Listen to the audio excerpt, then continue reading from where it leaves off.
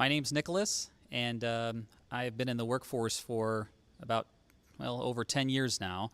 And I'm kind of struggling because there's a part of me that feels like I'm not doing a good job because I'm not networking as much as I feel like I'm being told to by just what everybody else is doing. But at the same time, I don't want to come across as superficial. I'm concerned about just networking for the sake of sort of connecting to people and playing the numbers game, some of what is being said here too. But my fear is that I want to be genuine or I don't want to do it. And so I kind of stuck in the background a little bit. You know, you're hitting a topic that I share your angst, right? And it's all relative how much you do it. You have that, I think, that tension point. You know, if you go look at my profile, a number of people, the recommendations often say great networker, knows a lot of people, and I just cringe. It feels like that's not the thing to lead with. And here's the way I've thought about it is, it's because after the fact, if you ask me to reflect on how did this play out, I can tell you it looked like there was kind of a formula, just the same way Jason said it. But he didn't do it because of the formula. He did it because he was thinking about relationships and somebody was interesting and he could help some. So it's now that we're trying to put a structure on it.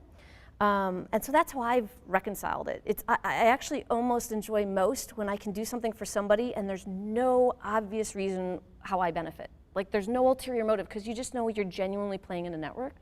And then the other point I always throw in is I think everyone has to find their natural resting point. Don't feel the pressure to change your rules or the way you're going to do things. If you're an incredibly outgoing, extroverted person, you're going to do more of it than somebody who's not. But thinking about the ways that you start to tap into these systems is the piece you probably still have to figure out, that nice fine line between the two. The only thing I'd add to that is this is different. Social media is not an evolution of face-to-face to phone to email to social. There's something about the way this works that's fundamentally different. It's far less analytical than voicemail or email where you can actually plan out what you're going to say. A lot of it's Spontaneous. Thank you. There we go. So there's some differences here, and there's a learning curve that comes with getting through those differences. So rather than expect to be genuine and perfect tomorrow, take a year.